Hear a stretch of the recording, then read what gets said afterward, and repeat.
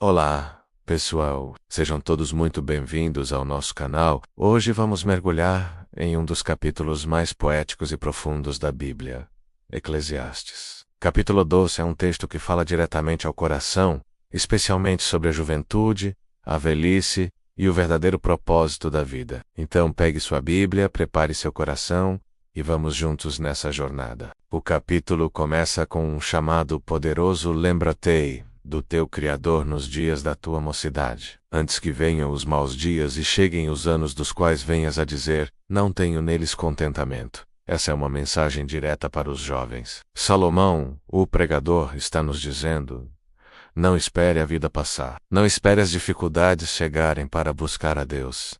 A juventude é um tempo de força, de vigor, de sonhos. É a melhor fase para construir um alicerce sólido em Deus. É nesse período que temos a energia para servir, para aprender, para crescer na fé.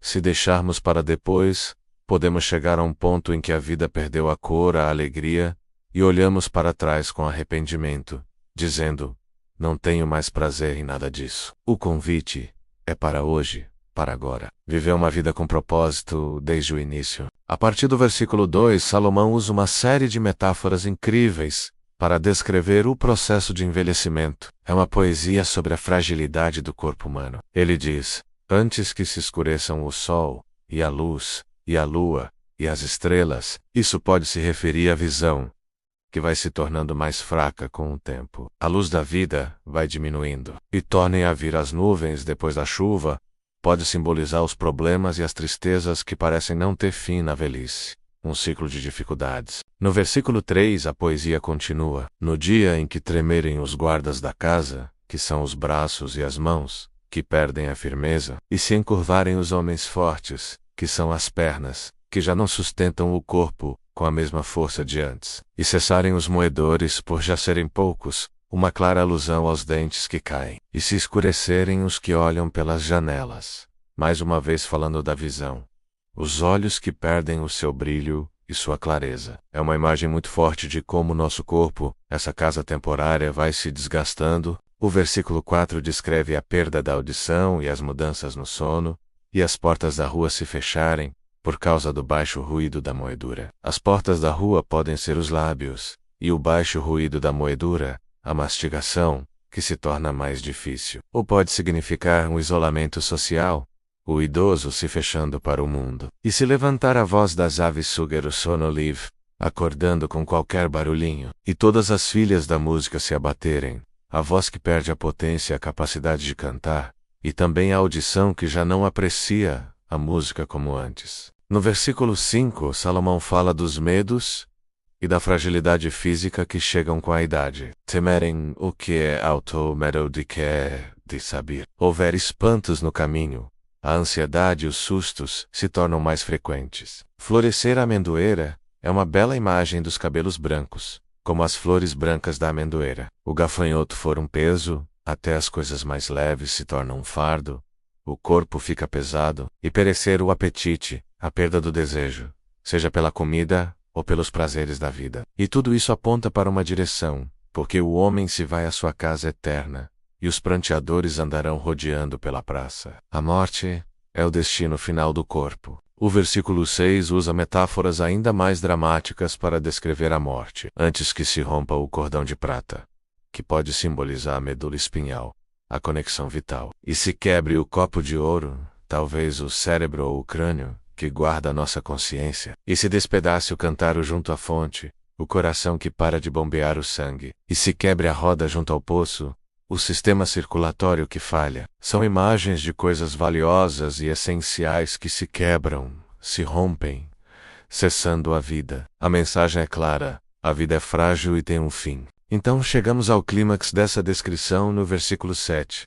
E o pó volte à terra, como o era, e o espírito volte a Deus, que o deu. Aqui está a separação. Nosso corpo, feito do pó, retorna à terra, mas nosso espírito, a nossa essência, que é um sopro de Deus, retorna para Ele. Isso nos lembra que somos seres duais, uma parte material e uma parte espiritual. E a parte espiritual tem um destino eterno. Após essa descrição poética e sombria da finitude da vida, Salomão parece retornar ao seu refrão. No versículo 8, vaidade de vaidades, diz o pregador. Tudo é vaidade. Se a vida é só isso, nascer, envelhecer e morrer, sem Deus, tudo é vazio, sem sentido. Essa é a conclusão de quem vive uma vida debaixo do sol, uma vida puramente materialista. Mas o livro não termina em desespero. A partir do versículo 9, o tom muda. O autor se justifica, explicando o seu trabalho. Ele diz que, por ser sábio, ele se dedicou a ensinar o povo. Ele pesquisou, meditou e organizou muitos provérbios. Ele se esforçou para encontrar as palavras certas, palavras agradáveis e palavras de verdade, escritas com retidão. Isso mostra o cuidado e a responsabilidade de quem ensina a palavra de Deus. No versículo 11, ele compara as palavras dos sábios a aguilhões e pregos bem fixados. Aguilhões são varas pontudas usadas para guiar o gado. As palavras sábias nos guiam, nos corrigem, nos cutucam, para sairmos do caminho errado. E como pregos bem fixados, elas trazem firmeza, segurança, estabilidade para nossa vida. E o mais importante, essas palavras vêm pelo único pastor, que é Deus. A sabedoria verdadeira tem sua fonte em Deus. No versículo 12, ele dá um conselho. Não há limite para fazer muitos livros, e muito estudo é enfado da carne. Isso não é um ataque ao conhecimento, mas um alerta. A busca por sabedoria humana, por si só, é infinita e cansativa. Podemos passar a vida inteira lendo, estudando, e nunca chegar a uma conclusão final. O conhecimento puramente intelectual, sem a conexão com Deus, cansa o corpo e a alma e não preenche o vazio existencial. E, finalmente, chegamos à grande conclusão de todo o livro, o resumo de toda a busca de Salomão. Versículos 13 e 14. De tudo o que se tem ouvido, o fim é: teme a Deus e guarda os seus mandamentos, porque isto é o dever de todo homem. Porque Deus há de trazer a juízo toda a obra, e até tudo o que está encoberto, quer seja bom, quer seja mau. Depois de explorar a filosofia, a riqueza, os prazeres e a sabedoria humana, a conclusão é surpreendentemente simples. O propósito da vida é temer a Deus e obedecer a Ele.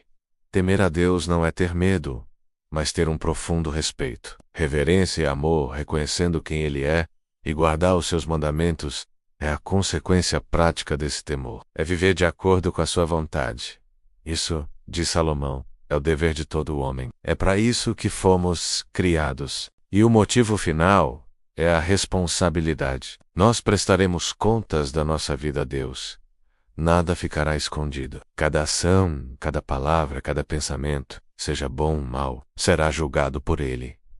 Isso dá um peso eterno às nossas escolhas diárias. Portanto, Eclesiastes 12 nos leva de uma reflexão sobre a brevidade da vida e a decadência do corpo para a única conclusão que realmente importa. Não viva uma vida de vaidade correndo atrás do vento. Lembre-se do seu Criador, construa sua vida sobre a rocha que é Deus, e viva em obediência e reverência a Ele, porque no final, é isso que permanecerá. Obrigado por assistirem a este estudo. Espero que essa mensagem tenha falado ao seu coração. Se evoca gosto, não se esqueça de deixar o seu like, compartilhar com seus amigos e se inscrever no canal para não perder os próximos vídeos. Fiquem com Deus e até a próxima.